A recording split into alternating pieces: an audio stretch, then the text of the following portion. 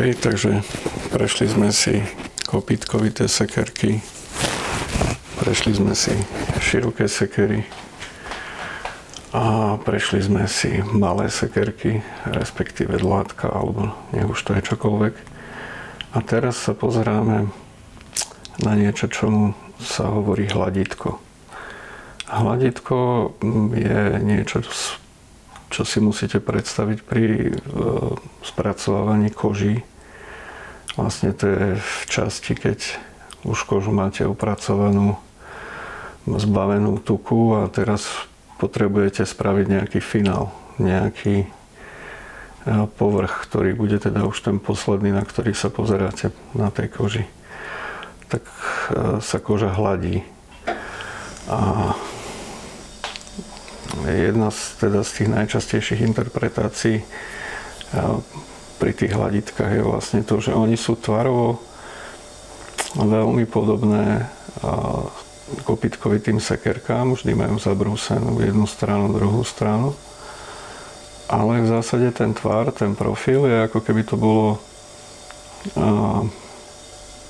recyklované, zlomené kopýtko.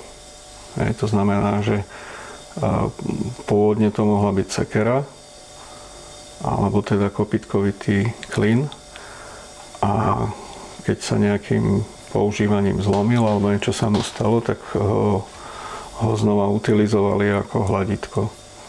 A predpokladá sa teda, že touto plochou sa opracovávala tá koža do vysokého lesku. Nie len táto, čo som teraz držal v ruke, ale napríklad aj táto vyzerá, že vyslovene to bola časť sekery a našla si teda uplatnenie po tom, čo sa zlomila v inej časti domácnosti. V podstate mám také nástroje veľmi rád, ktoré počas toho svojho života zmenili svoje poslanie. Že vlastne, keď sa ten nástroj pokazil, tak ho tí ľudia neodhodili, ale urobili z neho niečo iné. Urobili z neho iný nástroj. Takže v rámci tej komunity nevychádzalo navnič v podstate nič, pokiaľ to malo ešte nejakú použiteľnú veľkosť. Čiže keď sa zlomila nejaká dlhá sekerka a už sa nedala použiť ako sekerka, tak si ju niekto utilizoval ako to hladítko na tú kožu. Takže častokrát majú ten profil v podstate ako keby to boli kopýtkovité sekerky. Hej. Tá kopýtkovitá sekerka, toto je tiež prebrúsený koniec. Lebo ona má vždy taký nepravidelný koniec, šikmo zrezaný. Toto je, myslím, že pôvodná časť z toho kopýtkovitého zakončenia. Ale celé toto urobil až ako pri hladítku. Že vlastne prebrúsil aj ten koniec toho.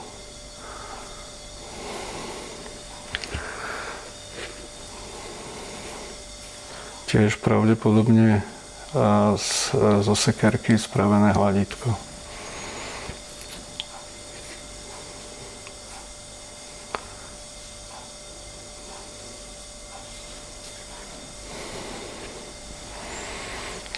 Mohol by som ich trošku zaostriť. Okay. A zobrať napríklad ten vravím, to asi najtypickejší tvar, som povedal, lebo zaujímavé je to, že vlastne ako sú zabrúsené tie konce. Tento zdá sa, že má tu na vyďubaný taký nejaký žliabok, alebo ako to nazvať. Je každopádne plastická deformácia a vyzerá, že vznikla už teda v v tom staroveku. Kedy vznikla táto prasklina, to si netrúfam povedať. To by chcelo odsledovať vlastne na tej patine, že či to mohlo sa to stať ešte v tom staroveku, alebo to mohla byť postdepozičná a nejakou orbou spôsobená úprava toho materiálu.